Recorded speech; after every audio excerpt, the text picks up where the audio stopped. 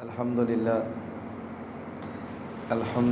وحدہ لا شریک لہ والصلاة والسلام علی من لا نبی بعدہ اما بعد فاعوذ باللہ من الشیطان الرجیم بسم اللہ الرحمن الرحیم ما کان محمد ابا احد من رجالکم ولکن رسول اللہ وخاتم النبیین وکان اللہ بکل شیء علیما وقال النبی صلی اللہ علیہ وسلم ان العلماء ورثۃ الانبیاء اللہم صلی علی محمد وعلی آل محمد کما صلیت علی ابراہیم وعلی آل ابراہیم انک حمید مجید اللہم بارک علی محمد وعلی آل محمد کما بارکت علی ابراہیم وعلی آل ابراہیم انک حمید مجید۔ اللہ رب العزت نے انسانیت کی ہدایت کے لیے انبیاء علیہم السلام کا سلسلہ حضرت آدم علیہ السلام سے شروع فرمایا اور سید الانبیاء حضرت محمد مصطفیٰ صلی اللہ علیہ وسلم پر ختم فرما دیا۔ انسانیت کا سلسلہ جاری ہے اور انسانیت کی ہدایت کے لیے انبیاء کا سلسلہ ختم ہے۔ تو جب انسان قیامت تک آتے رہیں گے اور انبیاء قیامت تک نہیں آئیں گے تو پھر آنے والے انسان کی ہدایت کا ذریعہ کون بنے گا؟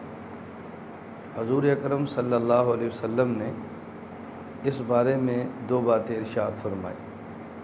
نمبر 1، انا خاتم النبیین لا نبی بعدی، کہ میں محمد آخری نبی ہوں اور میرے بعد کوئی نبی پیدا نہیں ہوگا، یا میں آخری نبی ہوں اور میرے بعد کوئی نیا نبی نہیں آئے گا۔ دوسری بات آپ نے ارشاد فرمائی ان العلماء ورثۃ الانبیاء، کہ انبیاء علیہم السلام کے ورثاء وہ علماء ہیں۔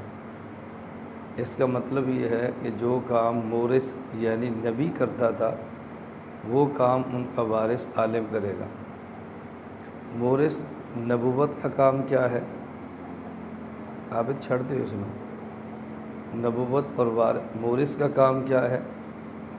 تمام انبیاء علیہ السلام کا جو مجموعہ نبوت ہے، حضرت آدم سے لے کے حضرت محمد مصطفیٰ صلی اللہ علیہ وسلم تک، مجموعہ نبوت نے 3 کام فرمائے ہیں۔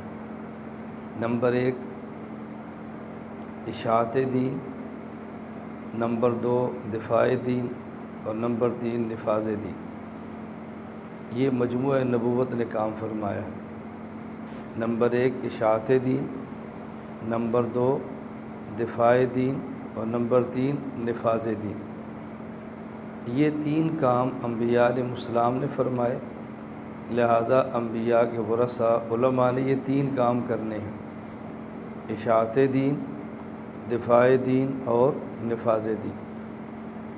اور ان 3 کاموں کے لیے انبیاء علیہ السلام نے 4 طریقے اختیار فرمائے ہیں۔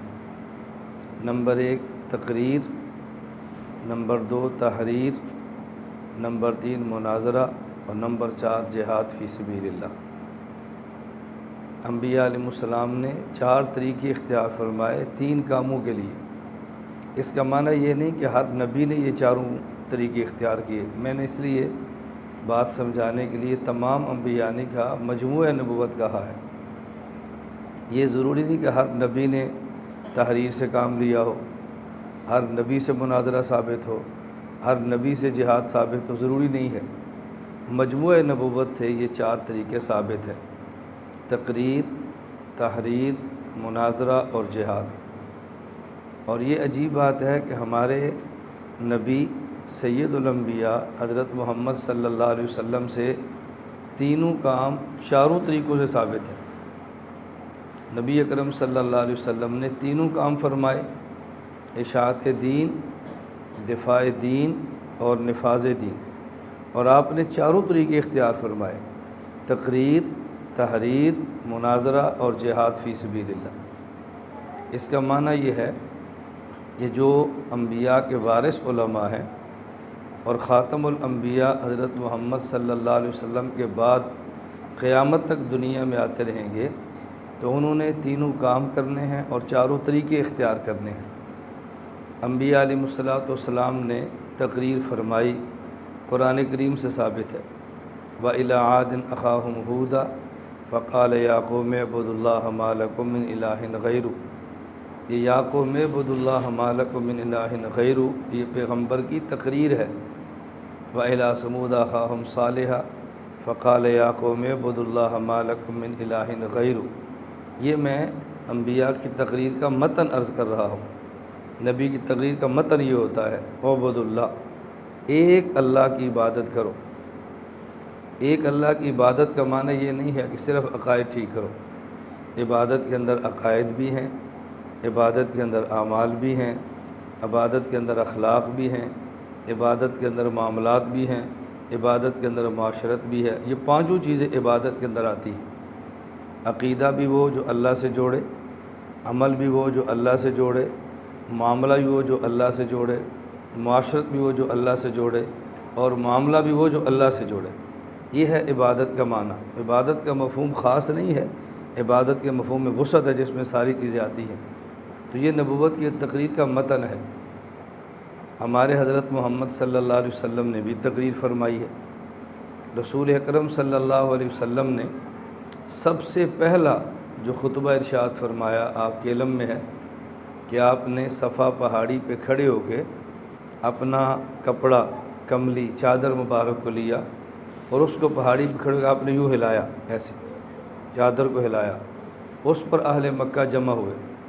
اور اصحاب سیر نے لکھا ہے کہ رسول اکرم صلی اللہ علیہ وسلم کے اس اعلان پر مکہ والوں میں شاید ہی کوئی ایسا بندہ جو نہ آیا ہو۔ شاید کا مطلب یا خود آیا ہے یا اپنا نمائندہ بھیجا ہے، یا کوئی قبیلے کا سردار خود آیا، ورنہ نمائندہ بھیجا کہ جاؤ دیکھو آج 40 سال کی عمر میں پہلی بار ایسے ہوا ہے، اس 40 سال کے عرصے میں پہلی بار ایسے ہوا کہ اس محمد صلی اللہ علیہ وسلم جیسے نوجوان نے اہل مکہ کو جمع کیا، تو پتہ کرو بات کیا ہے۔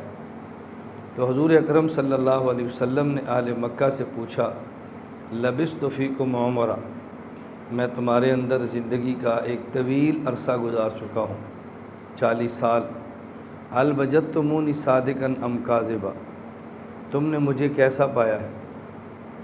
تو انہوں نے جواب دیا، جربناک غیر مرہ، ہم نے آپ کو کئی بار آزمایا ہے، ما وجدنا فیک الا صدقا، اور آپ کو ہمیشہ سچا پایا ہے۔ اس پر آپ صلی اللہ علیہ وسلم نے تقریر فرمائی، قولوا لا الہ الا اللہ تفلحوا، یہ آپ کی تقریر ہے جو ہمارے پیغمبر نے بھی تقریر فرمائی ہے۔ تو جس طرح گزشتہ انبیاء علیہ السلام نے تقریر فرمائی، ہمارے نبی سے بھی تقریر اسی طرح ثابت ہے کہ آپ نے تقریر فرمائی ہے۔ میں اس دوران یہ بات عرض کر دیتا ہوں سمجھانے کے لیے۔ اب دیکھو یہاں حضور اکرم صلی اللہ علیہ وسلم نے تقریر کا ایک جملہ ارشاد فرمایا، قولوا لا الہ الا اللہ تفلحوا، اور اس تقریر کے ایک جملے سے پہلے 4 جملے بطور تمہید ہیں۔ تو آپ نے چونکہ یہاں بطور خاص متخصصین نے خطابت سیکھنی ہے، اور خطابت ہمارے اسباق کا جزو اہم ہے۔ یہاں آپ کو بلانے کا ایک بنیادی مقصد یہ ہے کہ آپ نے جو 8 سال یا 10 سال مدارس میں پڑھا ہے، اس پڑھے ہوئے پر عمل کیسے کرنا ہے، اور اس پڑھے ہوئے کو امت میں بیان کیسے کرنا ہے۔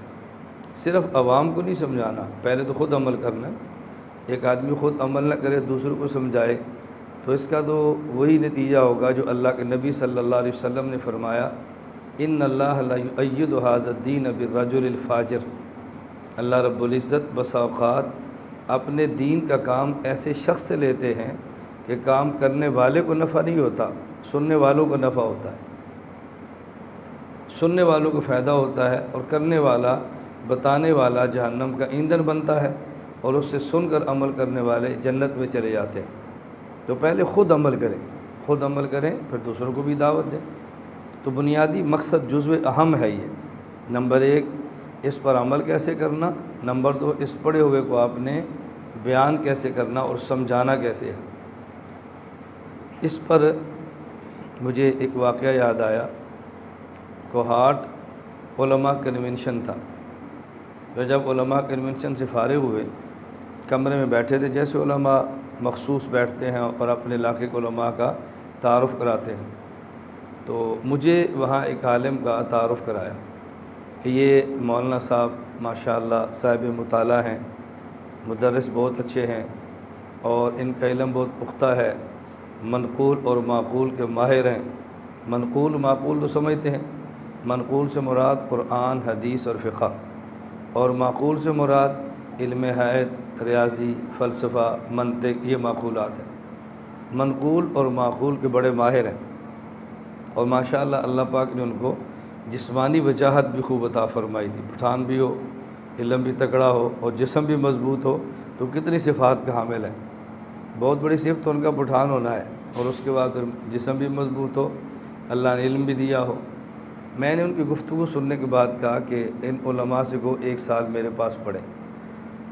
اس پر ان کو بہت تعجب ہوا، بہت تعجب ہوا، اور یہ تعجب ان کی آنکھوں سے صاف نظر آ رہا تھا کہ ہم نے ایک عالم کی اتنی تعریف کی ہے اور یہ ایسا عجیب آدمی ہے، کسی کو مانتا ہی نہیں ہے، کہتے اس کو میرے پاس بھیجو، سال پڑھے۔ اور یہ تعجب ان کی آنکھوں سے بالکل نمایاں تھا، اور یہ تعجب آنکھوں سے ٹپکتا ہے۔ بعض باتیں محسوس ہوتی ہیں۔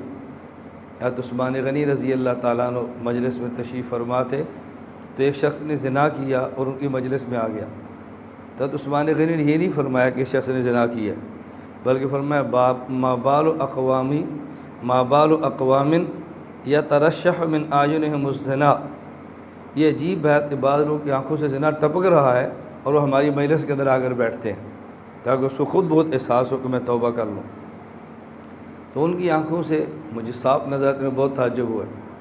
تو میں نے فوراً ان علماء سے کہا کہ مجھے آپ فرمائیں، اگر آپ کا ایک بیٹا جسمانی اعتبار سے بڑا مضبوط ہو، مقویات کھاتا ہو اور روغن بادام استعمال کرتا ہو، طاقت بہت اچھی ہو اور طاقت جسم اس کا پھٹ رہا ہو، اور آپ کے گھر میں ایک مہمان آئے جو بوڑھا بھی ہو اور کمزور بھی ہو، آپ اس کے سامنے اپنا بیٹا پیش کریں کہ یہ بہت مضبوط ہے، طاقتور ہے، مقویات کا استعمال کرتا ہے، اور وہ بوڑھا اور کمزور پہلوان کہے اس کو کچھ دن کے لیے میرے پاس بھیجو، میں اس کو لڑنے کے گر سکھاؤں، تو آپ کو تعجب ہوگا؟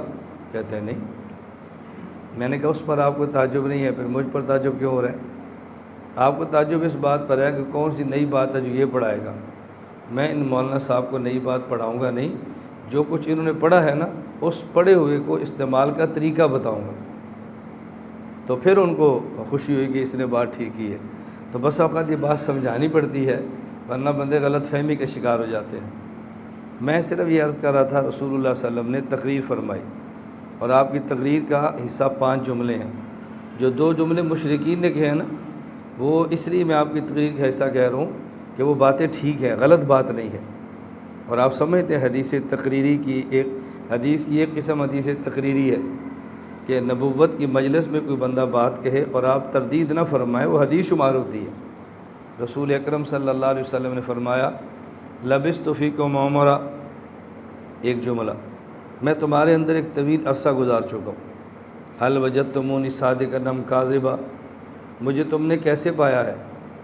انہوں نے کہا جربنا کا غیر مرہ، ہم نے کئی بار آپ کو آزمایا ہے۔ ما وجدنا فیک الا صدقا، ہمیشہ آپ کو سچا پایا ہے۔ 4 جملے ہو گئے، اب ایک جملہ ہے قولوا لا الہ الا اللہ تفلحوا۔ دیکھو تمہید کتنی لمبی ہے اور تقریر کتنی چھوٹی سی ہے۔ تمہید اور تقریر میں فرق کیا ہوتا ہے؟ تقریر مقصود بیان کے مقصد کو کہتے ہیں، جو مقصد کی بات ہے بیان، اور تمہید ان مقدمات کا نام ہوتا ہے جو آدمی مقصد والی گفتگو سے پہلے پیش کرتا ہے۔ اگر سامع آپ کے ان مقدمات کو مان لے تو آپ کے بیان کو رد نہ کر سکے، قبول کرے نہ کرے اس کا معنی ہے، لیکن رد نہ کر سکے، ان مقدمات کا نام ہے تمہید۔ اب رسول اکرم صلی اللہ علیہ وسلم تمہید باندھی ہے، میں تمہارے اندر 40 سال رہا ہوں، اگر اس 40 سال کے عرصے میں میں نے کبھی جھوٹ نہیں بولا تو آج اچانک مجھے جھوٹ بولنے کی ضرورت کیا پیش آئی ہے؟ جو بندہ 40 سال تک سچ بولتا ہے وہ آج سچ کیوں نہیں بولے گا؟ تو پہلے آپ نے تمہید قائم فرمائی اور پھر آپ نے تقریر فرمائی۔ آپ کی مرتبہ میرے بیانات آپ سنو گے، میں بس اوقات بیان 1 گھنٹے کا کرتا ہوں اور میں سامعین سے کہتا ہوں بھئی میری یہ 55 منٹ کی تمہید ہوگی یا 58 منٹ کی تمہید ہوگی اور آخر میں 2 یا 1 منٹ کا میرا بیان ہوگا۔ شروع میں تعجب ہوتا ہے، لیکن پوری بات سننے کے بعد پھر بندے کو اندازہ ہوتا ہے کہ تمہید اس بیان سے پہلے کتنی ضروری تھی۔ تو میں عرض کر رہا تھا کہ مجموعہ نبوت نے 3 کام کیے اور 4 طریقے اختیار فرمائے۔ 3 کام: اشاعت دین، دفاع دین اور نفاذ دین، اور 4 طریقے: نمبر 1 تقریر، نمبر 2 تحریر، نمبر 3 مناظرہ، اور نمبر 4 جہاد فی سبیل اللہ۔ تحریر: حضرت سلیمان علیہ السلام کی تحریر قرآن کریم میں موجود ہے۔ قالت انی القی علیہ کتاب کریم انہ من سلیمان و انہ بسم اللہ الرحمن الرحیم اللہ تعالی علیہ واتونی مسلمین۔ یہ سلیمان علیہ السلام کی تحریر قرآن کریم میں ہے، جو آپ نے ہدہد کے ذریعے ملکہ سبا کے نام بھیجی ہے۔ اور علماء نے یہ بات لکھی ہے کہ پوری ہماری تاریخ میں اس سے مضبوط تحریر کسی بندے سے ثابت نہیں۔ بادشاہ وقت کو یہ بات کہنا، اللہ تعالی علیہ واتونی مسلمین، میں اللہ کا نام لے کر یہ بات تمہیں کہہ رہا ہوں کہ مطیع بن کے میرے پاس آؤ، ہمارے اوپر چڑھائی کی کوشش نہ کرنا۔ کتنی جامع تحریر ہے ایک جملے میں۔ اور یہ ملکہ سبا بہت سمجھدار اور زیرک عورت تھی۔ عورتیں ان میں عقل ناقص ہے، لیکن بعض عورتیں اللہ نے بہت سمجھدار پیدا فرمائی ہیں، بہت سمجھدار۔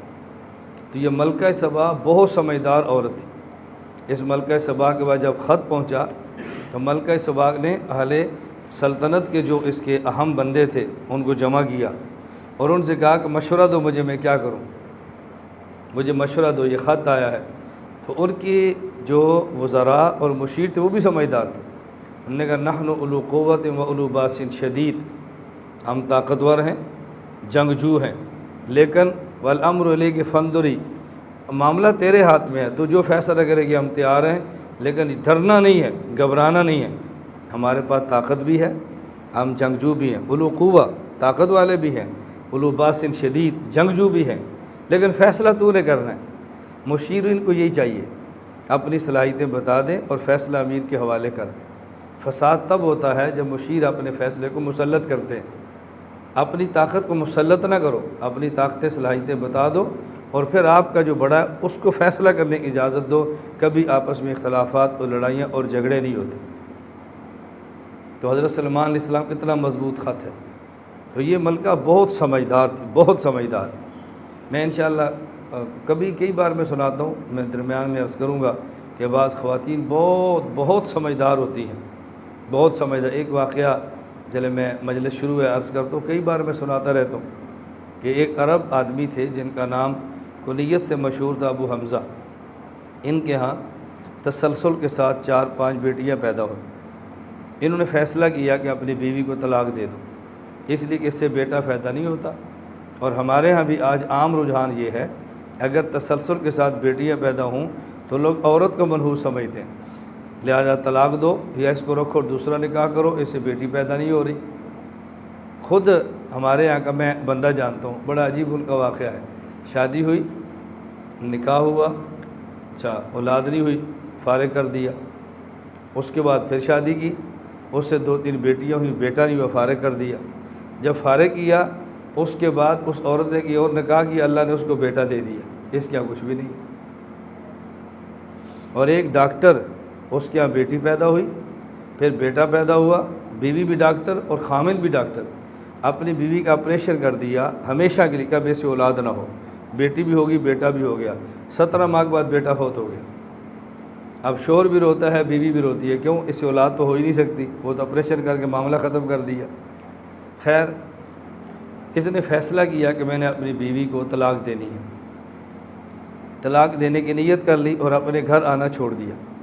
اس کی بیوی سمجھدار بھی تھی اور بلا کی شاعرہ تھی۔ بلا کی شاعرہ کا مطلب کہ بلا تھی، مطلب بہت بڑی شاعرہ تھی۔ یہ ہمارے یہاں عرف کے الفاظ ہوتے ہیں جو محاورے میں استعمال ہوتے ہیں، تو اس کا معنی وہی سمجھا کریں جو محاورے کے اندر ہے، کہ یہ نہ سمجھے کہ اس کی بیوی بلا تھی اور ساتھ شاعر بھی تھی۔ بلا کی شاعرہ کا معنی کہ بہت بڑی شاعرہ تھی۔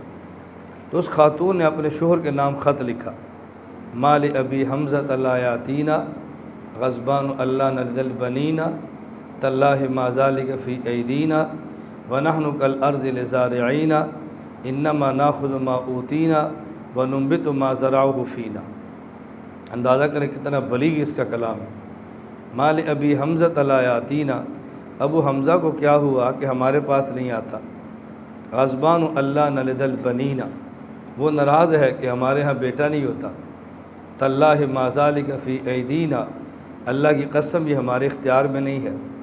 نحن کالارض لزارعین، میری مثال ایسے ہے جیسے مٹی ہو، اور تمہاری مثال ایسے ہے جیسے کسان ہو، تمہاری مثال ایسے جیسے کسان ہو۔ انما ناخذ ما اوتینا، مٹی میں وہی بیج ہوتا ہے جو کسان ڈالتا ہے۔ ننبت ما زرعہ فینا، اور اس سے وہی پودا پیدا ہوتا ہے جو کسان نے بیج ڈالا ہوتا ہے۔ اگر بیٹا نہیں ہوتا تو قصور تیرا ہے یا میرا ہے؟ میں تو مٹی ہوں، تو کسان ہے، جو تو نے بیج ڈالنا ہے وہی پودا نکلنا ہے۔ اگر بیٹے والا بیج ہے تو بیٹا پیدا ہوگا، بیٹی والا تو بیٹا ہوگا، میرا کیا قصور ہے؟ ابو حمزہ نے معذرت کی اور اپنی بیوی کے پاس آ گیا کہ تو نے واقعات نے پتہ کی بات کی، دیکھو کتنی سمجھدار عورت۔ اس پر بہت قصے اور واقعات ہیں کہ بعض عورتیں کتنی سمجھدار ہوتی، خود ازواج مطہرات رضی اللہ عنہن کے ایسے واقعات موجود ہیں کہ جو نبوت کے ساتھ پیش آئیں۔ ہم پڑھتے ہیں لیکن غور نہیں کرتے۔ خیر وہ تو بات درمیان سے نکل گئی۔ تو تقریر اور تحریر، خود رسول اکرم صلی اللہ علیہ وسلم سے تحریر ثابت ہے۔ آپ نے دیکھا کتنے خطوط ہیں، آپ ملک روم کے نام، ملک فارس کے نام، شاہان کے نام ہے نا، میں محمد الی ملک الروم، میں محمد الی کسریٰ، یہ خطوط ہے۔ نبی کریم صلی اللہ علیہ وسلم کے تحریر بھی ثابت ہے۔ نمبر 3 مناظرہ، مناظرہ دین کے دفاع کے لیے یہ ثابت ہے۔ حضرت موسیٰ علیہ السلام کا مناظرہ بڑا معروف ہے نمرود کے ساتھ۔ الم تر الی الذی حاج ابراہیم فی ربہ ان آتاہ اللہ الملک، حضرت ابراہیم علیہ السلام کا واقعہ مناظرہ نمرود کے ساتھ بڑا معروف ہے۔ الم تر الی الذی حاج ابراہیم فی ربہ ان آتاہ اللہ الملک اذ قال ابراہیم ربی الذی یحیی ویمیت قال انا احیی وامیت قال ابراہیم فإن اللہ یأتی بالشمس من المشرق فات بہا من المغرب فبہت الذی کفر۔ دیکھو مناظرہ ہے نا۔ اور اس آیت کے تحت حضرت علامہ نصفی نے اپنی تفسیر مدارک کے اندر لکھا ہے کہ اس آیت سے ثابت ہوتا ہے کہ مناظرہ شریعت کا حصہ ہے۔ آپ پڑھنا ذرا، میں جب اصول مناظرہ کی بات آئے گی نا انشاءاللہ اس میں آپ کی خدمت میں عرض کروں گا، اس پر دلائل پیش کریں گے کہ مناظرے کی شریعت میں حیثیت کیا ہے اور مناظرے کا مقام کیا ہے، ثابت ہے نہیں ہے۔ بہرحال یہاں لکھا ہے وہی علامہ نصفی لکھتے ہیں ان ھذہ الآیہ تدل علی المناظرہ والمجادلۃ فی العقائد، اسی کے تحت۔ اور دلیل بڑی عجیب بیان فرمائی ہے، فرماتے ہیں اگر مناظرہ گناہ ہوتا ابراہیم علیہ السلام کبھی نہ کرتے، کیونکہ نبی معصوم ہے اور نبی کبھی گناہ نہیں کرتا۔ اپنے موقع پر انشاءاللہ دلائل آئیں گے، میں صرف یہ ثابت کروں ابراہیم علیہ السلام نے مناظرہ فرمایا۔ اس پر البتہ ایک دلچسپ چھوٹا سا قصہ سن لیں۔ میں جامعہ بنوریہ کراچی میں تھا، علم الصیغہ والے سال ہمارے استاد تھے مولانا محمد عالم خان، پٹھان تھے، تو پٹھانوں کی دلیل پھر پٹھانوں والی ہوتی ہے۔ ہمیں انہوں نے فرمایا کہ اس آیت سے موجودہ مشرکین کے خلاف ایک بڑا زبردست استدلال ہے، اور جب تمہیں کوئی قبر کا اور گھوڑے کا پجاری ملے اس کو وہی دلیل پیش کرو جو ابراہیم علیہ السلام نے نمرود کو پیش کیا تھا، وہی دلیل پیش کرو۔ نمرود کو ابراہیم علیہ السلام نے فرمایا ان اللہ یاتی بالشمس من المشرق فات بہا من المغرب، سورج نکلنے کا ایک راستہ وہ ہے جو اللہ نے بنایا ہے، اگر تو خدا ہے تو راستہ بدل کے لا، راستہ بدل کے لا، ہم سمجھیں گے تو لایا۔ اگر یہ فرماتے کہ روزانہ اللہ لاتا ہے، کل تو لا، کل پھر آنا تھا، اس نے کہنا دیکھو میں لے آیا ہوں، فرمایا نہیں راستہ بدل کے لا۔ تو فرمان لگے جب کسی کے ہاں بچہ پیدا نہ ہو اور کسی پیر کے پاس جائے، جعلی پیر کے پاس منت مانگے، دربار پہ جائے، گھوڑے کے پاس جائے منت مانگے، اور جب اس کے ہاں بچہ پیدا ہو تو پھر نام پیرا دیتا نہیں، وہ اللہ دیتا نہیں، پیرا دیتا رکھتا ہے۔ اللہ بخش نہیں رکھتا، پیر بخش رکھتا ہے، میرے پیر نے دیا ہے، اللہ نے نہیں دیا۔ تو کہتے جو یہ کہے کہ یہ پیرا دیتا ہے اللہ نے نہیں دیتا، اس سے یہ کہو کہ دیکھو اولاد دینے کا ایک راستہ وہ ہے جو اللہ نے بنایا ہے، اگر پیر دیتا ہے تو پیر سے کو راستہ بدل کے دے، ہم مان لیں کہ پیر صاحب نے دیا ہے۔ ابراہیم علیہ السلام نے فرمایا اگر تو خدا ہے تو اس راستے سورج نہ نکال جو اللہ نے بنایا ہے، تو راستہ بدل کے لا، میں تجھے خدا مانوں گا۔ تو تم ان سے کہو کہ اگر یہ پیر دیتا ہے تو پھر راستہ بدل کے دے، ہم سمجھیں کہ پیر نے دیا ہے۔ اگر اس راستے سے آئے جو اللہ نے بنایا تو پھر اللہ دیتا، اور راستہ بدل گیا ہے تو پھر پیرا دیتا۔ اب دیکھو پٹھان کی دلیل کیسی ہے۔ یہ ہمارے استادوں نے علم الصیغہ والی سال کی میں بات عرض کر رہا ہوں، میں عرض ہی کر رہا تھا تقریر، تحریر اور مناظرہ۔ سورہ آل عمران کا آپ شان نزول، پس منظر، بیک گراؤنڈ پڑھیں تو اس میں اب یہی ہوگا، نجران کے نصارہ کا وفد آیا تو ان نے کہا تھا ہمارے ہاں شاعر زبردست ہیں۔ رسول اکرم صلی اللہ علیہ وسلم فرمایا کہ اپنا شاعر کھڑا کرو۔ ان کے شاعر نے کلام پڑھا، اللہ کے نبی فرمایا حسان ان کا جواب دو۔ جب حضرت حسان نے اشعار پڑھے تو ان نے مانا کہ محمد کے شاعر ہمارے شاعر سے مضبوط ہیں صلی اللہ علیہ وسلم۔ انہوں نے کہا ہمارے خطیب بہت زبردست ہیں۔ فرمایا لاؤ اپنا خطیب۔ انہوں نے خطیب پیش کیا، حضور پاک نے ثابت بن قیس رضی اللہ عنہ فرمایا کہ تم جواب دو۔ جب ان نے خطابت کے جوہر دکھائے تو نجران کی عیسائیوں نے مانا کہ آپ کا خطیب ہمارے خطیب سے تگڑا ہے۔ اب بات آئی دلائل کی، مناظرے کی نا، تو آپ نے فرمایا الوہیت مسیح پر تم دلیل دو اور اس کے توڑ پر دلائل میں دیتا ہوں۔ پھر آل عمران میں دلائل ہیں الوہیت مسیح کی نفی کے اوپر، تو اس آیت کا تو پس منظر ہی مناظرہ ہے، تو اللہ کے نبی صلی اللہ علیہ وسلم سے مناظرہ ثابت ہے۔ نمبر 4، جہاد۔ جہاد فی سبیل اللہ، گزشتہ انبیاء نے فرمایا وَكَأَيٍّ مِّن نَبِيٍّ قَاتَلَ مَعَهُ رِبِّيُّونَ كَثِيرٌ، اور ہمارے پیغمبر نے فرمایا یا ایھا النبی جاہد الکفار والمنافقین واغلظ علیہم ومأواہم جہنم۔ کفار سے تو آپ جہاد کریں، اور منافقین واغلظ علیہم، ان پر سختی کریں تھوڑی سی۔ تو کھلے کافر سے تو جہاد ہوتا ہے، اور چھپے کافر سے جہاد نہ بھی ہو تو اس کو رگڑا پھر بھی لگتا ہے، آثار سے اندازہ ہوتا ہے یہ بندہ کون ہے۔ تو جب آثار سے اندازہ ہو کہ بندے مومن نہیں ہے تو پھر اس کو مارتے نہیں ہیں، حضرت تھوڑا سا کام ٹائٹ کرتے ہیں، وہ خود صفوں سے کھسک جاتا ہے کہ میں یہاں نہیں رہ سکتا۔ لیکن ایک بات آپ ذہن نشین فرما لیں، یہ بڑی اہم بات میں عرض کرنے لگا ہوں، ہر بات پہ دلائل ہیں۔ جہاد فی سبیل اللہ ایک ایسی چیز ہے جس کا تعلق دلائل سے نہیں ہے، اس کا تعلق غیرت کے ساتھ ہے۔ یہ ہمیشہ میں تقریر، تحریر، مناظرہ کے جواز پہ دلائل دیتا ہوں، جب جہاد کی باری ہے تو میں دلائل نہیں دیتا، میں کہتا ہوں اس کا تعلق غیرت کے ساتھ۔ غیرت ہو، ایک بھی دلیل نہ ہو، بندہ تب بھی اٹھ جاتا ہے، اور غیرت نہ ہو پورا قرآن پڑھ دو پھر بھی نہیں اٹھے گا، تحریفات اور تعویلات کر کے جان چھڑاتا رہے گا لیکن تیار ہرگز نہیں ہوگا۔ تو جہاد کا تعلق صرف دلائل سے نہیں ہے بلکہ غیرت کے ساتھ ہے۔ اور میں اس کی نظیر پیش کرتا ہوں کہ شریعت میں ایک حکم عقائد کا ہے۔ اب یہ عقائد ہے نا، مثلا عقیدہ توحید کا تعلق نقل سے نہیں ہے، عقیدہ توحید کا تعلق عقل سے ہے۔ اللہ کو ایک ماننا، اس کا تعلق دلائل نقلیہ قرآن حدیث سے نہیں ہے، اس کا تعلق دلائل عقلیہ کے ساتھ۔ اگر ایک شخص میں عقل نہ ہو تو اس پر اللہ کی وحدانیت پر ایمان لانا فرض نہیں ہے، وہ خدا کو نہ مانے تو اس پر عذاب نہیں، اس میں عقل ہی نہیں ہے۔ اور ایک بندے میں عقل ہو اور وہی نہ آئے، فطرت نبوت کا زمانہ ہو تو ایمان لانا تب بھی فرض ہے۔ تو معلوم ہوا کہ توحید کا تعلق عقل کے ساتھ ہے، نقل کے ساتھ نہیں ہے۔ جہاد کا تعلق بنیادی طور پہ غیرت کے ساتھ ہے، غیرت ہو تو پھر دلائل مؤید ہوتے ہیں، اور غیرت ہی نہ ہو تو پھر دلائل کے ساتھ آپ کیا کریں گے۔ اللہ ہمیں یہ بات سمجھنے کی توفیق عطا فرمائے، اللہ ہمیں مذہبی دینی حمیت اور غیرت عطا فرمائے، یہ بے حد ضروری ہے۔ دین کا کام غیرت نہ ہو تو بندہ کبھی نہیں کر سکتا، اور غیرت ہمیشہ ختم ہوتی ہے فحاشی سے، بے حیائی سے، نامحرموں کو دیکھنے سے، گانے سننے سے، فلمیں دیکھنے سے غیرت کا جنازہ اٹھتا ہے۔ میں یہ اللہ کی قسم اٹھا کر بات کہہ رہا ہوں، غیرت کا وجود ختم ہو جاتا ہے۔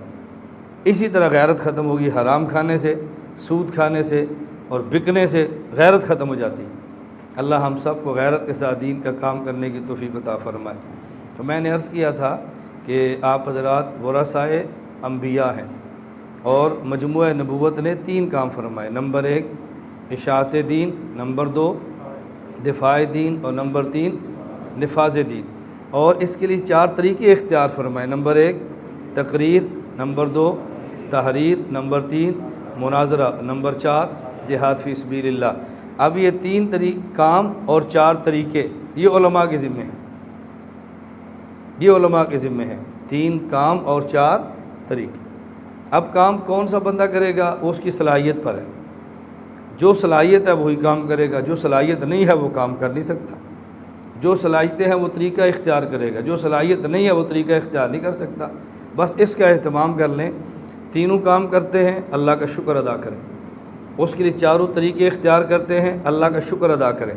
لیکن اگر اپنی کم صلاحیت کی وجہ سے یا کسی عذر کی وجہ سے آپ ایک کام کرتے ہیں 2 نہیں کر پاتے، 2 کرتے ہیں 3 نہیں کر پاتے، 3 طریقے اختیار کرتے ہیں 4 نہیں کر پاتے، 2 کرتے ہیں 2 نہیں کر پاتے، 1 کرتے ہیں 3 نہیں کر پاتے، اس کا حل یہ ہے کہ جو کرتے ہیں اس پر اللہ کا شکر ادا کرے، اور جو خود نہیں کر پاتے، جو وہ کام یا جو طریقہ اختیار کرتے ہیں ان کے مزید آگے بڑھنے کے لیے اللہ سے دعائیں کرتے رہیں۔ انشاءاللہ اللہ پاک سارے اجر کے اندر ہمیں شامل فرما دے گا۔ بس کسی کے راستے میں رکاوٹ نہ بنے تو اس کے لیے دعائیں کریں، کسی کو آگے بڑھتا دیکھیں تو اس کی بڑھتی ہوئی گاڑی کے اندر اپنی دعا کا پیٹرول اور ڈالیں تاکہ اس کی گاڑی اور تیز رفتار سے کام کرے اور ہم اس کے ساتھ شریک ہو جائیں، اس کا بہت اہتمام فرمائیں، اس کا بے حد فائدہ ہوگا۔ تو 3 کام اور 4 طریقے۔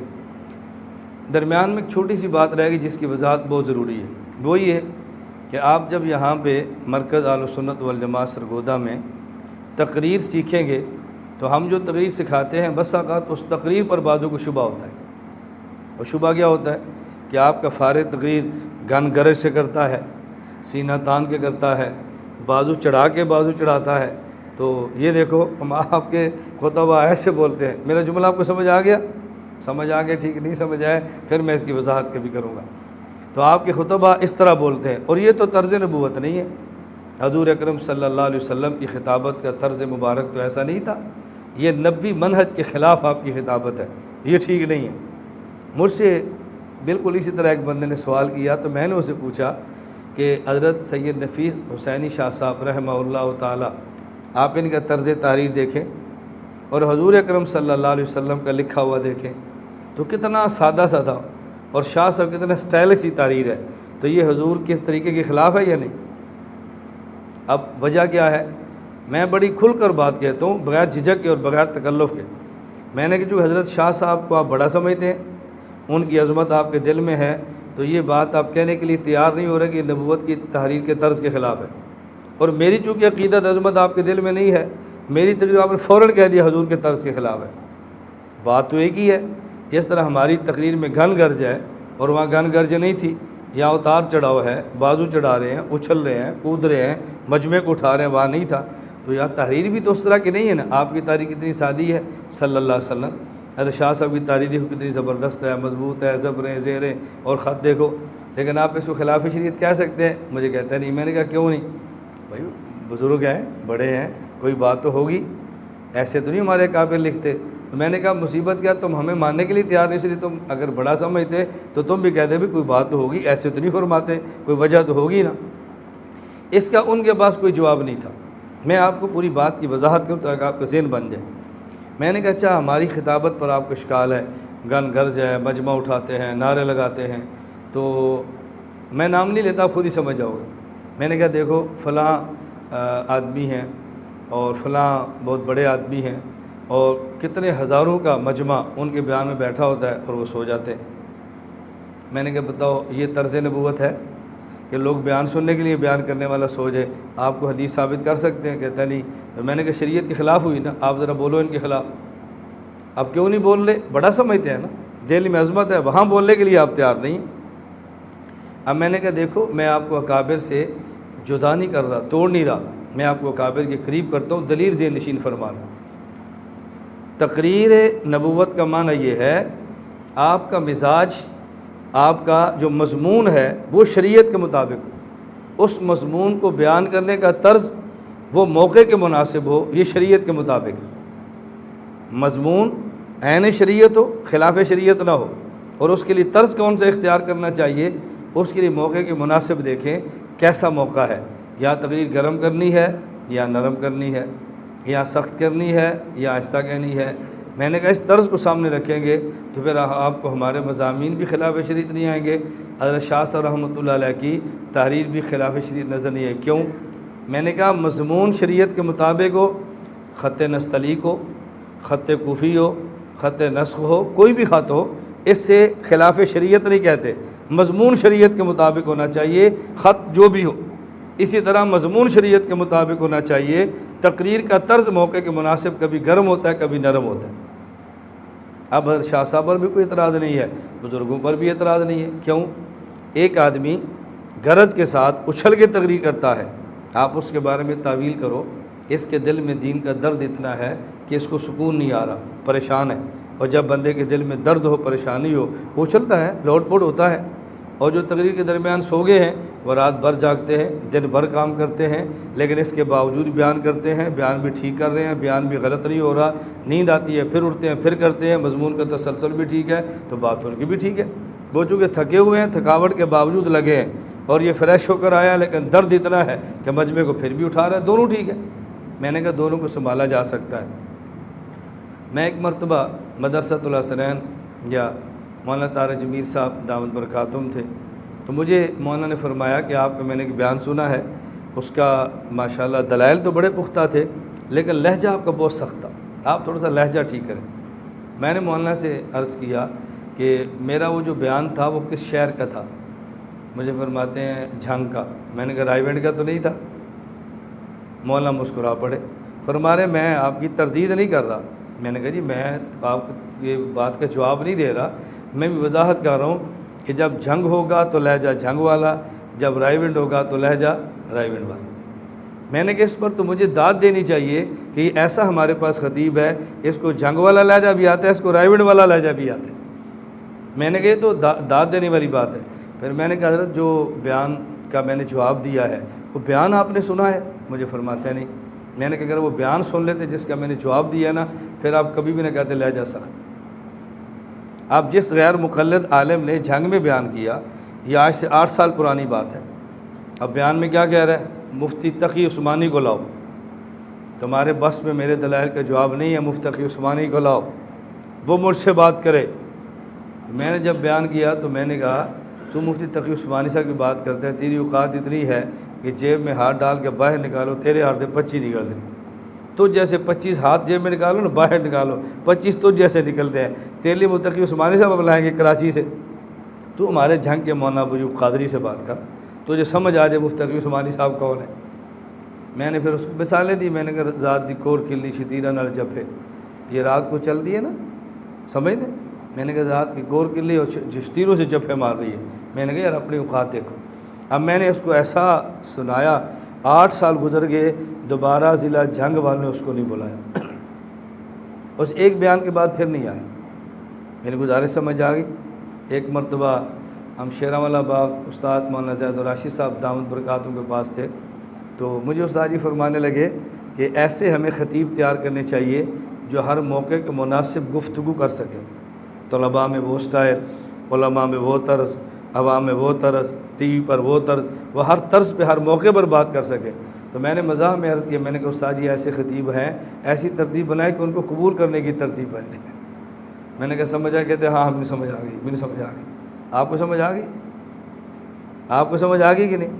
میں نے کہا استاد جی ایسے خطیب ہیں جو ہر موقع کے مناسب بیان کرتے ہیں، بس ایسی ترتیب بنائیں کہ امت انہیں قبول کر لے۔ خطیب تو تب تیار ہے جب اس پر خطیب نہ ہوں، خطیب تو ہیں، مسئلہ تو ان کو قبول کرنے کا ہے۔ مجھے فرماتے ہاں مجھے سمجھ آ گئی، مجھے سمجھ آ گئی۔ تو مجموعہ نبوت نے کتنے کام فرمائے؟ بولو۔ نمبر 1 اشاعت دین، نمبر 2، نمبر 3 اور طریقے، نمبر 1 تقریر، نمبر 2 تحریر، نمبر 3 مناظرہ، نمبر 4 جہاد فی سبیل اللہ۔ اشاعت دین ہوتی ہے فضائل سے،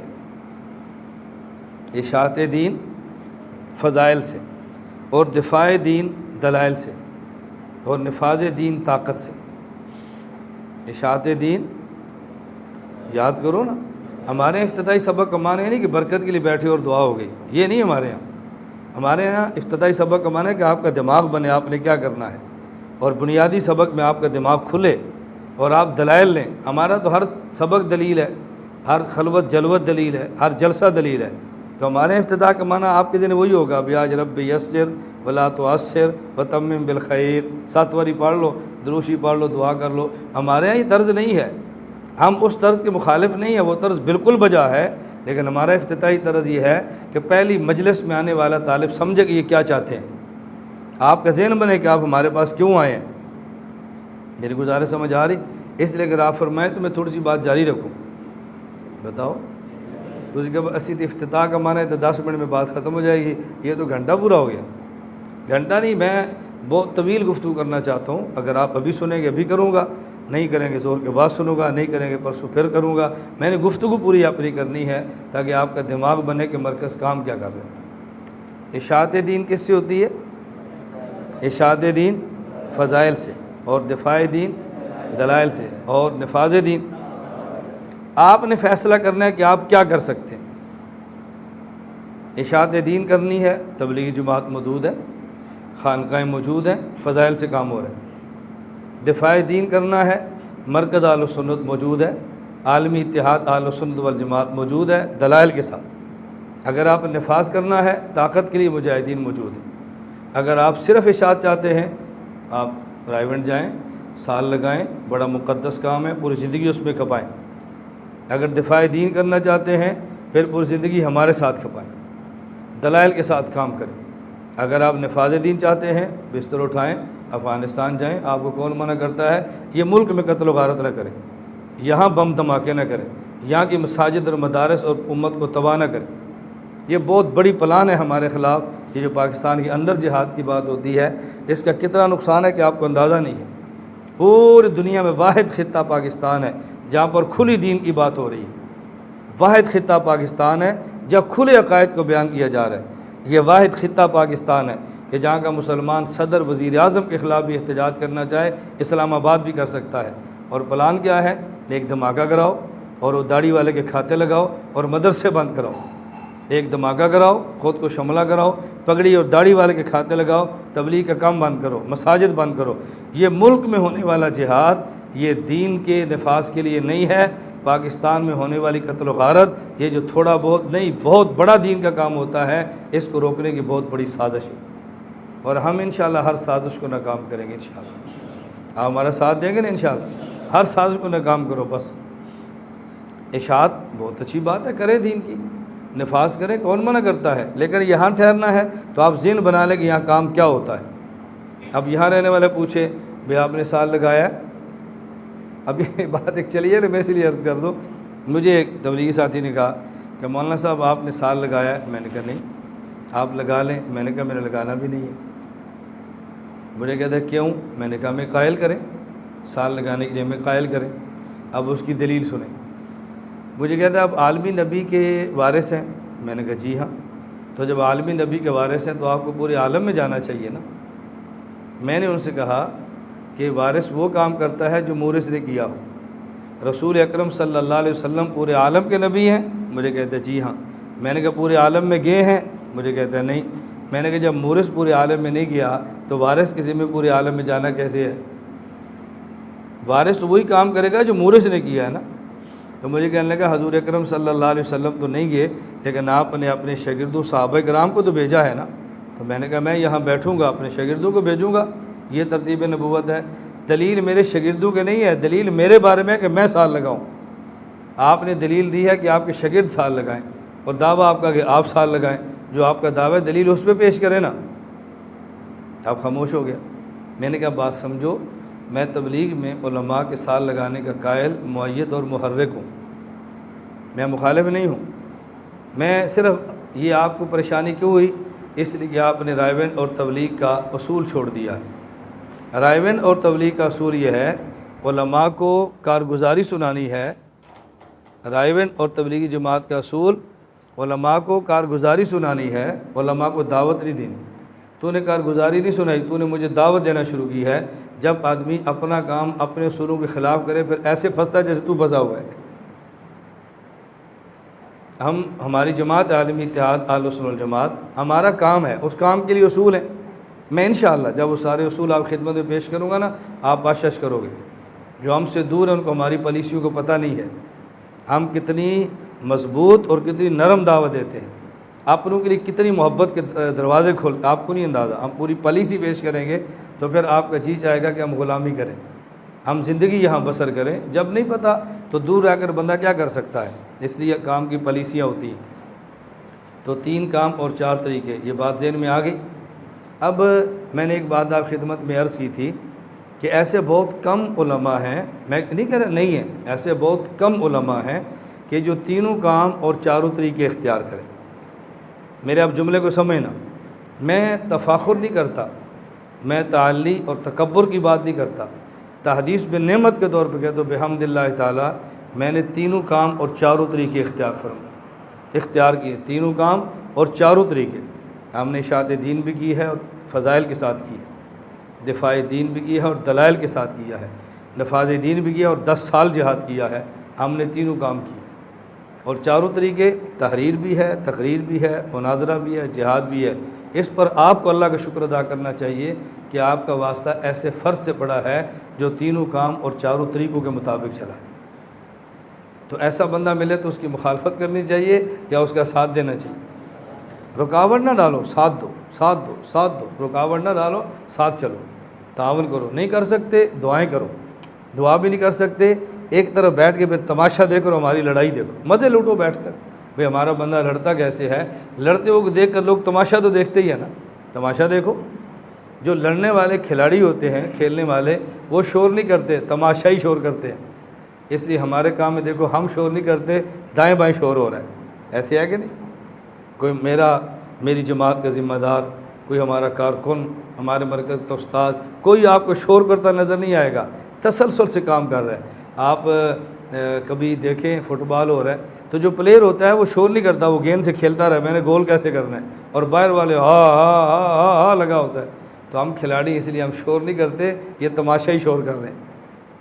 تماشائیوں کا شور دے کر پلیئر پر اعتراض نہیں کرتے, پلیئر کو داد دیتے اس نے گول کیسے کیا ہے, اس نے وکٹ کیسے اڑائی ہے, اس نے کیچ کیسے کیا ہے, اس نے گول کیسے کیا ہے. بات سمجھتے ہیں؟ ہم یہ کھیلتے تو نہیں لیکن کھیلیں دیکھتے تو ہے نا. میرا جب قرآن کریم کا حفظ مکمل ہوا تو میں نے والد صاحب سے کہا رحمہ اللہ تعالیٰ, کیونکہ گکھڑ منڈی شیخ سرفراز صاحب رحمۃ اللہ علیہ کے ہاں میں نے 1.5 سال ابتدائی تعلیم حضرت کے گھر حاصل کی ہے. حضرت کے گھر میں جاتا, گھر کے کام میں کرتا, اس طرح میں نے حضرت کے پاس رہ کر پڑھا ہے. ہم نے مسلک اور عقیدے کو حفظ کے دوران سمجھا اور امام اہل سنت سے سمجھا. میں ساتھیوں سے کہتا ہوں آپ اس نعمت کی قدر کرو. حضرت شیخ سرفراز خان صفدر رحمۃ اللہ علیہ کو جو امام اہل سنت سمجھتا ہے وہ ایسا بندہ تلاش کرے کہ جس نے حفظ کے سال شیخ سے درس قرآن میں بیٹھ کے مسلک عقیدہ اس عمر میں سمجھا ہو جب آدمی کو دلائل بھی سمجھ نہیں آتا. اور میں اس لیے کبھی کسی بیان میں جاؤں میں کہتا ہوں بچے بٹھاؤ بیان میں, حفظ کے لڑکے ساتھ بٹھاؤ, یہ سنیں بیان. میں سمجھتا ہوں یہ سمجھیں گے نہیں, ابھی یہ دلیلیں یاد کریں گے اور بڑے ہو کے پھر یہ بیان کریں گے. میں امام اہل سنت کے درس میں بیٹھتا, دلیلیں مجھے بحمد اللہ تعالیٰ اس عمر کی یاد ہے, اب سمجھ آئی کہ یہ دلیل کیا تھی, یہ بات کیوں فرمائی تھی, یہ جملہ کیوں فرمایا تھا, وہ آج سمجھ آتا ہے. میں نے عرض کیا کہ آپ اس کی قدر کرو. اللہ ہم سب کو توفیق عطا فرمائے, اللہ ہم سب کو کام کے قدر کی توفیق عطا فرمائے. تو آپ انبیاء کے وارث ہیں, وارث نے وہی کام کرنا ہے جو مورث نے کیا ہے. مورث کے 3 کام اور 4 طریقے, آپ نے انشاءاللہ تینوں کام اور 4 طریقے اختیار کرنے ہیں انشاءاللہ. چاروں نہیں کر سکتے, جو کر سکتے اس پر اپنی جان کھپائے. ہمارے ہاں بہت سارے طلباء ہیں جن کو جہاد کا شوق ہوتا ہے, میں کہتا ہوں بھی کرایہ میں دیتا ہوں, افغانستان چلے جاؤ, دوبارہ ہمارے پاس نہیں آنا, بس چلے جاؤ, ہمارے پاس پھر نہیں آنا. تو بعد میں آئے گا, تیرے پیچھے 10 ایجنسیاں پہلے آئیں گی, تو نے چلا جانا ہے, ہم نے پھنس جانا ہے. بھائی چلے جاؤ, کرو, کو منع کرتے ہیں تمہیں. آپ میں سے کسی کا جہاد کا شوق ہو, میں آپ کو روک تو نہیں رہا کہ آپ نہ کرو, بس پھر یہاں نہ ٹھہرو. بس آپ نے جہاد کیا کسی کیس میں مطلوب ہو, پھر یہاں نہ ٹھہرو, پھر پہاڑوں میں ٹھہرو. ہمارے یہاں لوگ کہتے ہیں ہم نے جہاد بھی کرنا ہے اور ہر 15 دن بعد جا کر گھر میں بیگم کے ساتھ بھی سونا. ہم نے جہاد بھی کرنا ہے اور ڈالوں پر یہاں ملک میں گھومنا بھی ہے. ہم نے جہاد بھی کرنا ہے اور ساتھ مدرسوں میں رہنا بھی ہے. یہ کیسے ہو سکتا ہے؟ جہاد کرنا ہے تو پھر جہادی زندگی اختیار کرو, تبلیغ کرنی ہے تبلیغی زندگی اختیار کرو, ہمارے ساتھ مل کر دفاع دین کرنا ہے, پھر ہمارے طرز کو اختیار کرو. اس میں نہ آپ کو الجھن ہوگی نہ ہمیں الجھن ہوگی. ہمارے مطابق چل سکتے ہیں بہت اچھا, نہیں چل سکتے تو معذرت, ابھی تو سبق شروع ہوا ہے, شروع بھی نہیں سبق ہوا, ابھی تو افتتاح ہو رہا ہے, دعا ہونی ہے, ابھی تو کچھ بھی نہیں ہوا. میں اس لیے گزارش کر رہا ہوں آپ اس کا خیال فرمائیں تو میں نے آج کی مجلس میں بنیادی بات عرض کی ہے، رسول اکرم، اب خلاصہ سن لیں، رسول اکرم صلی اللہ علیہ وسلم آخری نبی ہیں، اور آپ کے بعد کوئی نبی پیدا نہیں ہوگا، کوئی نیا نبی نہیں آئے گا۔ یہ نہیں کہنا آپ کے بعد کوئی نبی نہیں آئے گا، اس پر اعتراض ہوتے ہیں، میں بعد میں دلائل سے پیش کروں گا یہ ترجمہ ہم نے کیوں کیا۔ رسول اکرم صلی اللہ علیہ وسلم آخری نبی ہیں، اور آپ کے بعد کوئی نبی پیدا نہیں ہوگا۔ جب ہم کہتے ہیں کوئی نبی نہیں آئے گا، تو پھر قادیانی کہتے ہیں عیسیٰ علیہ السلام آئیں گے یا نہیں؟ آپ جواب دیتے ہیں آئیں گے، تو آپ تو کہتے ہیں کوئی نبی نہیں آئے گا، تو عیسیٰ علیہ السلام کیسے آئیں گے؟ پھر آپ جواب دیتے ہیں وہ امتی ہوں گے، نبی ہوں گے، امتی ہونے کی حیثیت سے آئیں گے، گویا نبی بنی اسرائیل کے اور امتی حضور کے۔ وہ کہتے ہیں ہمارے مرزا صاحب بھی ایسے ہی ہیں، امتی بھی ہیں نبی بھی ہیں، دونوں حیثیتیں جمع ہیں، تو یہ آپ کیسے کہتے ہیں کہ نبی نہیں آئے گا؟ پھر اس میں آپ کو پھر جواب دینا پڑتا ہے، اور ترجمہ ہمارے والا کر لو، اعتراض ہے ہی نہیں۔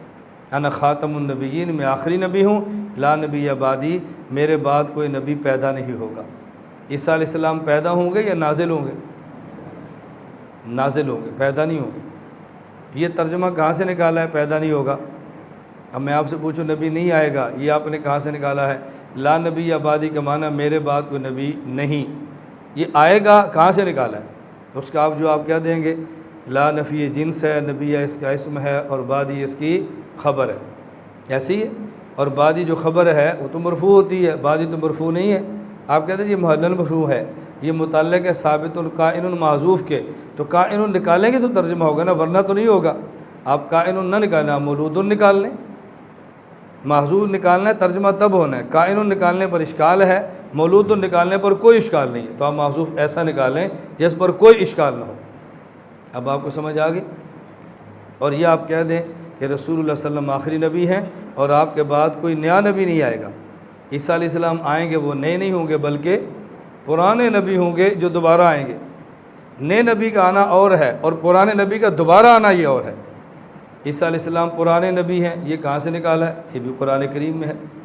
حضرت عیسیٰ علیہ السلام کی آمد پر حضرت جبریل نے جو مریم علیہ السلام کو بشارات دی ہیں، اس میں ایک بشارت یہ تھی، یکلم الناس فی المہد وکہلا، یہ جو تمہارا بیٹا ہے یہ لوگوں سے بات کرے گا، جب بچہ ہوگا تب، جب بوڑھا ہوگا تب۔ بوڑھا ہوگا بات کرے گا، یہ تو کوئی بشارت کی بات نہیں ہے، سارے ہی بوڑھے بات کرتے ہیں، عیسیٰ علیہ السلام نے کر لی تو کیا ہوا؟ یہ کوئی بشارت ہے؟ یہ تو کوئی بشارت نہیں۔ اس کا معنی ہے کہ اس عمر میں بات کریں گے، بڑھاپا بھی ہوگا اور بات بھی کریں گے، اور یہ تب ہوا عیسیٰ علیہ السلام کو جب اللہ نے اٹھایا تو آپ کی عمر 32 سال ہے۔ 32 سال کا بندہ کہول نہیں ہوتا، 32 سال کا شاب ہوتا ہے۔ اب اللہ نے اٹھا لیا، پھر دوبارہ آئیں گے، اور کتنے سال زندہ رہیں گے؟ کتنے سال؟ 40 اور 32 جی 40 اور 32 72 ہو گئے، تو 72 سال کا شاب ہوتا ہے یا کہول ہوتا ہے؟ دیکھو قرآن کریم نے بتایا کہ عیسیٰ علیہ السلام آئیں گے اور بڑھاپے میں باتیں فرمائیں گے، اور 72 سال کا بندہ گھر میں ہو تو کہتا ہے یہ ہمارے گھر کے سب سے پرانے آدمی ہیں، ایسے ہی کہتے ہیں نا، تو پرانا نبی، وہ پرانے نبی ہے، دوبارہ ہیں، اس لیے ہم نے کہا یہ ترجمہ کرو آخری نبی ہیں اور آپ کے بعد کوئی نیا نبی نہیں آئے گا، یا ترجمہ کرو آخری نبی ہیں اور آپ کے بعد کوئی نبی پیدا نہیں ہوگا۔ میں بات سمیٹتا ہوں، پھر بات نکل آتی ہے، میں کہتا ہوں یہ بھی سمجھا دوں، یہ بھی سمجھا دوں۔ تو مجموعہ نبوت نے 3 کام فرمائے، اور جو نبی کا وارث عالم ہے اس نے بھی 3 کام اور 4 طریقے اختیار کرنے ہیں، جس کی صلاحیت، جس چیز کی طاقت، جس کی ہمت ہے اس پر کریں۔ اللہ ہم سب کو توفیق عطا فرمائے۔ ہمارے ہاں مرکز میں جو بنیادی کام ہے وہ دفاع دین کا ہے۔ بنیادی کام دفاع دین کا معنی عقائد جمع مسائل، اہل سنت والجماعت احناف دیوبند کے عقائد، اہل سنت والجماعت احناف دیوبند کے مسائل، یہ ہمارا کام ہے، دفاع دین، بس یہ کرنا۔ تو جو اس کام کے لیے تیار ہے وہ یہاں ٹھہرے اور ان کو بلائے، دعوت دے، ہمارے ساتھ ملے، ہم انشاءاللہ زندگی بھر یہ کام کرتے رہیں گے۔ میں اب آخری بات کیا کر اجازت چاہوں گا، دفاع دین ہم نے کرنا ہے، یہ ہمارا عالمی اتحاد اہل سنت والجماعت اور مرکز اہل سنت والجماعت سرگودا کا یہ کام ہے۔ کون سا؟ دفاع دین۔ اب جب آپ دفاع کریں گے تو آپ کے راستے میں بعض رکاوٹیں بھی آئیں گی، کبھی اپنے، کبھی دوسرے، کبھی غیر، کبھی اپنا، یہ سب آپ نے برداشت کرنا ہے۔ یہ ذہن میں رکھنا آپ ایک کام کر رہے ہیں، اس کام سے ہٹانے کے لیے کئی سازشیں ہوں گی۔ اگر آپ اس سازش میں لگ گئے تو اپنے کام سے ہٹ جائیں گے، اور کام میں لگے رہیں گے، ایک وقت آئے گا سازش خود بخود ختم ہو جائے گی۔ ہمارے خلاف ایسے ہوتا ہے، بہت سارے لوگ ہیں، کبھی میسیج چل پڑتا ہے، کبھی واٹس ایپ پہ آ جاتا ہے، کبھی فیس بک پہ آ جاتا ہے، بعض ساتھی ویسے چھاپ دیتے ہیں، بہت ساری باتیں کرتے ہیں۔ میں اپنی شورا، اپنے اساتذہ، اپنے ساتھ مسلک متعلقین اور شاگردوں سب کو کہتا ہوں، بھئی آپ ان چیزوں کو چھوڑ دو، سیدھا چلو۔ کیوں؟ اگر یہ ہمارے خلاف کام کرنے والے غیر ہیں، ہمارے عقیدے پر حملہ ہوگا، ہم جواب ضرور دیں گے۔ حنفیت کے مسئلے پر حملہ ہوگا، جواب ضرور دیں گے۔ ہماری ذات پر حملہ ہوگا، ہمارا کاج دفاع ذات ہے یا دفاع دین ہے؟ بولو، ہم امتی ہیں یا نبی ہیں؟ نبی ہونے کا معنی معصوم ہے، امتی ہونے کا معنی بعض گناہ بھی ہو سکتے ہیں، مجھ سے بھی ہو سکتے ہیں، آپ سے بھی ہو سکتے ہیں، اعتراض کرنے والے سے بھی ہو سکتے ہیں، جس پر اعتراض ہو اس سے بھی ہو سکتے ہیں۔ اب اس پر کیا دفاعی جنگ لڑنی ہے؟ صرف دین کا دفاع کریں، اپنی ذات کو چھوڑ دیں اور دین کو مقدم رکھیں۔ اللہ دین کی برکت سے آپ کی ذات پر ہونے والے اعتراضات کو بھی دفن فرما دیں۔ اس پر وقت نہ ضائع کرو، اپنے کام میں لگے رہو، مسلسل اپنا کام کرو۔ حضرت مولانا محمد علی جلندری رحمۃ اللہ علیہ بہت پیارا جملہ فرماتے ہیں۔ مولانا محمد علی جلندری رحمۃ اللہ فرمایا کرتے تھے کہ جب مرزا قادیانی نے دعوی نبوت کیا، علماء اسلام نے اس کی ذات پر اعتراض کیے، شراب پیتا ہے، زنا کرتا ہے، رات خلوت میں عورتوں سے ٹانگیں دبواتا ہے، انگریز کا ایجنٹ ہے، جھوٹ بولتا ہے، تو کالج کے لوگوں نے جن کے پاس دین کا علم نہیں ہے، دین کا درد ہے، یہ اعتراض کیا کہ تم مولوی لوگ مرزا قادیانی کی ذات پر اعتراض کیوں کرتے ہو؟ ذات پر اٹیک مناسب نہیں ہے، مسئلے پر اعتراض کرو، دلیل سے بات کرو، تم ذاتیات کو اچھالتے ہو۔ مولانا محمد علی جلندری فرمانے لگے، مرزا غلام احمد قادیانی نے مولوی ہونے کا دعویٰ نہیں کیا، نبی ہونے کا دعویٰ کیا ہے۔ مولوی اور نبی میں فرق یہ ہے کہ نبی کی ذات پر ایمان پہلے فرض ہے، پھر نبی کی بات پر ایمان فرض ہے۔ مولوی کی ذات کو ماننا ضروری نہیں ہوتا، مولوی کی بات کو ماننا ضروری ہوتا ہے۔ اگر مرزا قادیانی مولوی بن کے نئے مسئلے پیش کرتا، ہم مسائل پر اعتراض کرتے اور ذات کو نہ دیکھتے۔ اس نے دعویٰ نبوت کیا ہے، پہلے اس کی ذات دیکھیں گے پھر اس کی بات دیکھیں گے، پہلے اس کی ذات دیکھیں گے پھر اس کی بات دیکھیں گے۔ حضرت فرماتے تھے، اور کتنی عجیب بات ہے، فرمایا اب دیکھو جب رسول اکرم صلی اللہ علیہ وسلم نے خطبہ ارشاد فرمایا، جو میں نے ابھی آپ کو سنایا ہے، تو آپ نے سب سے پہلے کیا جملہ فرمایا؟ لبثت فیکم عمرا۔ لبثت، یہ تو ضمیر واحد متکلم، یہ ذات ہے یا بات ہے؟ جی، لبثت فیکم عمرا هل وجدتمونی صادقا ام کاذبا۔ مشرکین مکہ نے کہا جربناک غیر مرہ ما وجدنا فیک الا صدقا، اور پھر آپ نے فرمایا قولوا لا الہ الا اللہ تفلحوا۔ یہ قولوا قولا، یہ بات ہے یا ذات ہے؟ بولو، بات ہے نا۔ پہلے آپ نے کیا پیش کیا اور پھر کیا پیش کیا؟ اور ہم کیا پیش کرتے ہیں؟ صرف بات، ذات پیش کرتے، ہمیں مولانا صاحب مانو، ہمیں امام مان لو، ہمیں فلاں مان لو۔ کبھی کہا؟ ہم کہتے ہیں مسئلے پر بات کرو، اور مسئلہ بھی ہمارا نہیں، ہمارے اکابر کا ہے۔ ہم صرف یہ بات کہتے ہیں، ہمارے اکابر اہل سنت والجماعت احناف دیوبند نے جو عقائد دیے ہیں وہ بھی ٹھیک ہیں، اور جو مسائل دیے ہیں وہ بھی ٹھیک ہیں۔ ہم ان کے عقائد کو بھی دلیل سے بیان کرتے ہیں، مسائل کو بھی دلیل سے بیان کرتے ہیں۔ ان پر اعتراض آئے اس کا جواب بھی اور دفاع بھی دلیل سے کرتے ہیں۔ ہم نہیں کہتے ہمیں مانو، ہم کہتے ہیں ہمارے اکابر کو مانو۔ ہمیں مانو یا اکابر کو؟ تو جب ہمارا دعویٰ ہی نہیں ہمیں مانو تو پھر صفائیاں کہہ دینی ہیں۔ امیر شریعت عطا اللہ شاہ بخاری رحمہ اللہ تعالیٰ ملتان میں تھے، منڈی بہاولدین کے وفد کیا کہ شاہ جی ہمیں منڈی بہاولدین کے لیے ایک امام اور خطیب چاہیے۔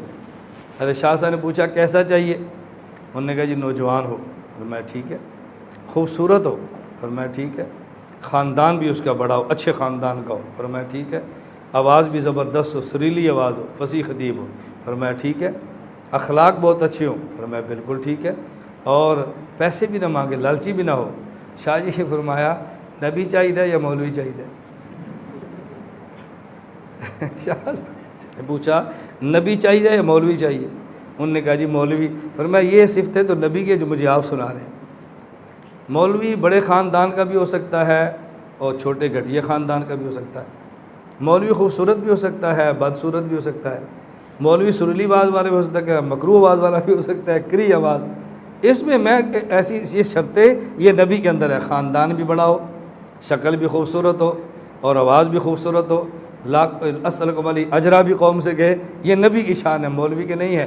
شاہ جی فرمایا کہ میں ہاتھ جیلے کاٹتا ہوں، مار کھاتا ہوں، لا نبی آبادی، وہ تم میرے پاس ہے نبی لینے کے لیے، میں کہاں سے تمہیں نبی دوں؟ یہ ہمارے اکابر تھے۔ یہ کون تھے ہمارے؟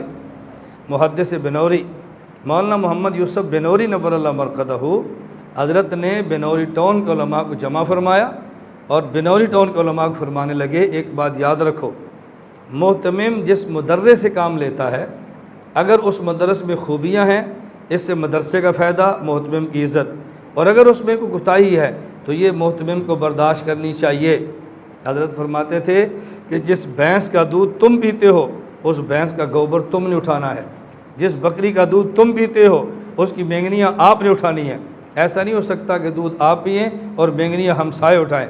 تو جو بندہ دین کا کام کرتا ہے، اگر اس کی صلاحیوں سے مثبت نتائج ہوں، اس کے فوائد آپ نے اٹھانے ہیں، اگر اس کی کمزوریوں تو برداشت آپ نے کرنی۔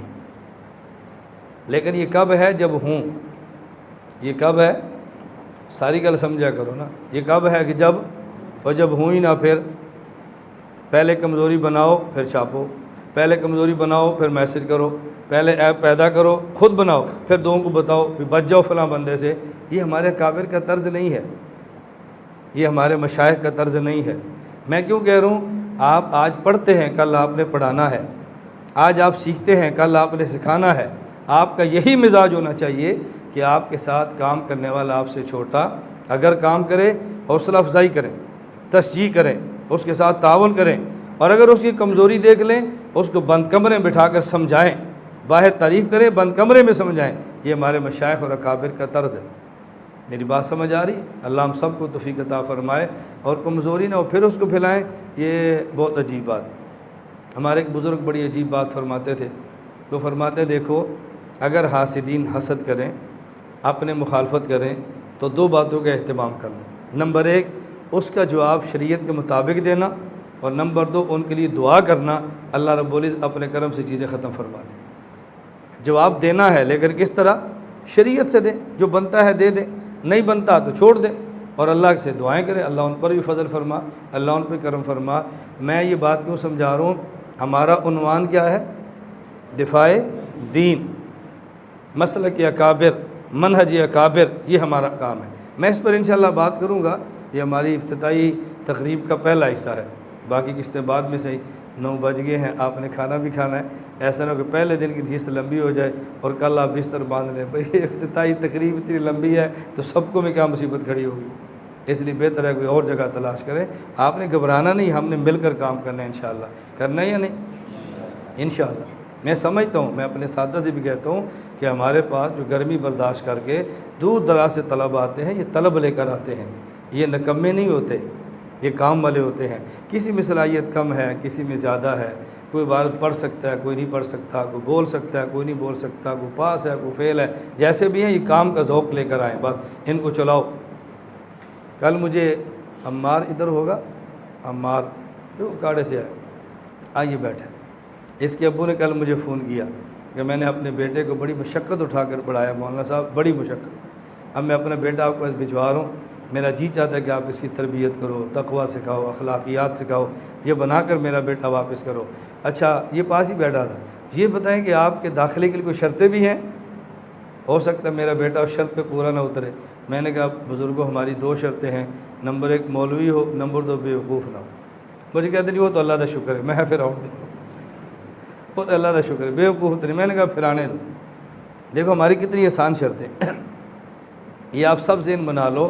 اگر کوئی بندہ آپ سے پوچھے مرکز اہل سنت والجماعت سرگودا مولانا محمد الیاس گمن صاحب کے پاس تخصص میں داخلے کی شرط کیا ہے، تو آپ فرمائیں 2 شرطیں ہیں، نمبر 1 مولوی ہو، نمبر 2 بیوقوف نہ ہو۔ بیوقوف نہ ہو۔ ہمارے شیخ حضرت شاہ کی مختر صاحب رحمۃ اللہ علیہ ایک واقعہ سنایا کرتے تھے کہ عیسیٰ علیہ السلام دوڑ رہے تھے اور پیچھے ایک بندہ بھی دوڑ رہا تھا، آپ اسے جان چھڑا رہے تھے، تو کسی نے عیسیٰ علیہ السلام سے عرض کیا حضرت آپ اسے جان چھڑا کے کیوں دوڑ رہے ہیں؟ تو انہوں نے فرمایا کہ یہ احمق ہے، بیوقوف ہے۔ تو اس نے کہا جی آپ تو مسیحا ہیں، آپ تو ہاتھ لگائے تو بیماری ختم ہو جاتی ہے۔ فرمایا میں امراض ختم کرتا ہوں، حماقت یہ امراض نہیں ہے، یہ بیوقوفی ہے، یہ مجھ سے ختم نہیں ہوتی۔ یہ ہمارے مذاق میں فرمایا کرتے تھے احمق سے عیسیٰ علیہ السلام بھی جان چھڑاتے تھے، میری جان چھڑاؤ۔ کتنی شرطیں؟ نمبر 1 نہ، حضرت ہمارے فرماتے عیسیٰ علیہ السلام فرماتے تھے کہ میں امراض کا علاج کرتا ہوں اور یہ حماقت مرض نہیں ہے، یہ عذاب ہے، اس لیے میں جان چھڑا رہا ہوں۔ نمبر 1 مولوی ہو، اور نمبر 2 اور اگر کوئی آپ سے پوچھے کہ ان کا نصاب کیا ہے، یہ پڑھاتے کیا ہیں، تو نصاب میں ایک چیز ہے، اس کا نام ہے انسانیت۔ کیا چیز ہے؟ کتنا آسان ہے۔ مرکز میں داخلے کی شرطیں 2، نمبر 1 مولوی ہو، نمبر 2 بیوقوف نہ ہو۔ پڑھاتے کیا ہیں؟ انسانیت۔ بس انسان بن جائے باقی سب چیزیں آ جاتی ہیں، انسان نہ بنے تو پھر مسائل پیدا ہوتے ہیں۔ میں بس معذرت چاہتا ہوں، بات کافی لمبی ہوگی، کچھ باتیں میں پھر آپ سے کروں، میں ایک ایک بات کروں گا۔ اب میں شروع کروں گا تو مختصر ہوگی، متن ہوگا، تفصیل لے جائے گی، تو میں چاہتا ہوں کچھ وقفے کے ساتھ آپ سے تفصیل سے باتیں کروں۔ کرنی چاہیے کہ نہیں؟ اگر آپ اجازت دیں گے تو ہم کرتے رہیں گے، نہیں اجازت دیں گے تو ہم سبق شروع کرا دیں گے، تو آپ کی مرضی ہے، آپ ابتدائی باتیں کتنی سننا چاہتے ہیں۔ اللہ ہم سب کو عمل کی توفیق عطا فرمائے۔ آپ کے علم میں ہے، پرانے طلبہ اساتذہ جانتے ہیں، ہمارے استاد حضرت مولانا عبدالجبار صاحب دامت برکاتہم ہمارے استاد ہی نہیں ہیں، ہمارے شیخ ہیں، بڑے ہیں، اور ہمارے پورے سرگودانی اللہ نے بڑا فضل فرمایا، پورے ملک میں بہت سارے حضرات جانتے ہیں۔ تو استاد جی تشریف لائے ہیں، ہم ان کے بہت مشکور ہیں، اور میری خواہش ہے کہ آج کی مجلس کی دعا بھی استاد جی فرما دیں۔ دعا کے ساتھ اختتام ہوگا، پھر آپ حضرات کھانا فرمائیں۔ میری مجبوری ہے، میں نے 10 بجے کی وقت دیا ہوا ہے، میں نے وہاں پھر پہنچنا ہے، تو پھر انشاءاللہ میں نے کیا 12 بجے وقت دی ہے، زور کے بعد آئیں گے، پھر شام یا صبح پھر بیٹھ جائیں گے۔ کل میں نے چونکہ سفر کرنا ہے، میرے ایک جگہ جمعہ ہے، ایک جگہ عصر ہے، ایک جگہ مغرب ہے، اور رات کتنے بجے واپس آتے ہیں مجھے اندازہ نہیں ہے۔ یہ ہمارے سفر اور یہ دونوں ساتھ ساتھ چلتی رہیں گی انشاءاللہ رضی۔ اللہ ہم سب کو عمل کی توفیق عطا فرمائے۔ وآخر دعوانا ان الحمدللہ۔